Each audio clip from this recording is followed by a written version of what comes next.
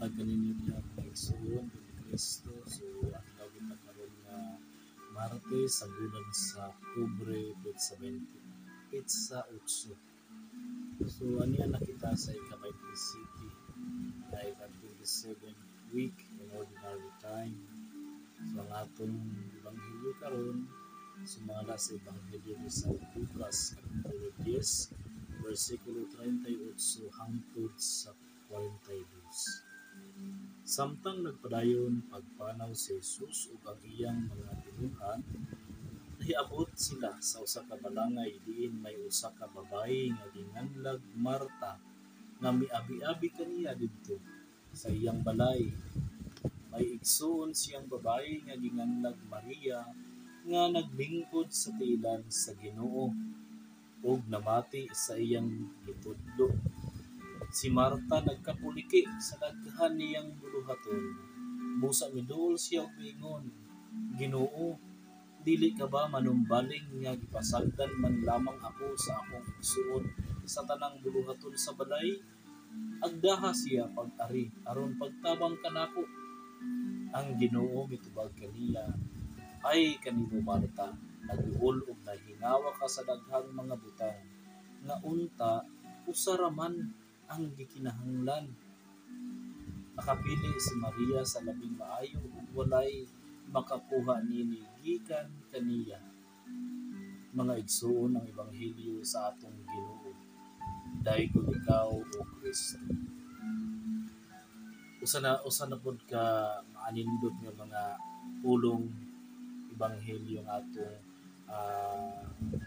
hinuklugan karong adlaw na kung inyong nadungog ang ebanghelyo sumala ni San Marcos na sagad nga mahitabo sa atong kinabuhi mga igsoon kung diin kita usahay sa atong panimalay adunay moabot nga bisita. Ilabi na kini nga bisita giila nato kini nga espesyal o ato ang mga amigo ba karon nga dugay nang nawala sa atong mga sa kanato. Natural na yun na kayo sa ato labi na sa atong mga igsuon usab o may gani sa ako kung naay palit ng abo magkapuliki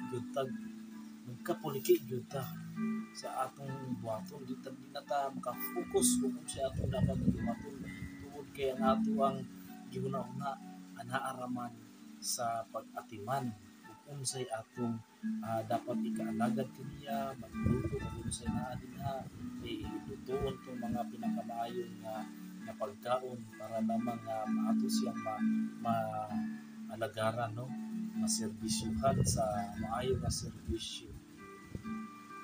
Unsa man kita sama makita ni Marta nga anaa gyapon ni ana nga mga attitude nga dili mahimutang dili makapokus kung sa angay niyang buhaton o sama sa iyang igsoon nga si Maria uri laing gihimo anaa sa kiliran sa tiilan sa atong Ginoong Hesus na mati sa maayong balita no ato ka ng paghinuklugan mga igsoon asa kita yan ang duha no kaimportanteng mga tao sa ebanghelyo nga gihisgutan karon kung sama kita ni Maria si Maria uri laing giatiman kung dili namang ang pagpaminaw kang Hesus sa iyang mga pagtulungan na angay naton makapunan.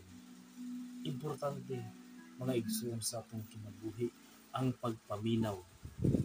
Kay nabi tayo ginaingon na kinsa kadtong dili ka balo maminaw, dili to ka balo mosunod. Kay unsa man niya pagsunod sa sugo kung gani kulang sa pagpaminaw. No? Una ginatong buhaton si Jesus na mismo ang niadto sa atong balay o sa atong kasing-kasing man gani. Paminawon nato ang iyahang mga tudlo kay kana maghatod kanato og kaluwasan.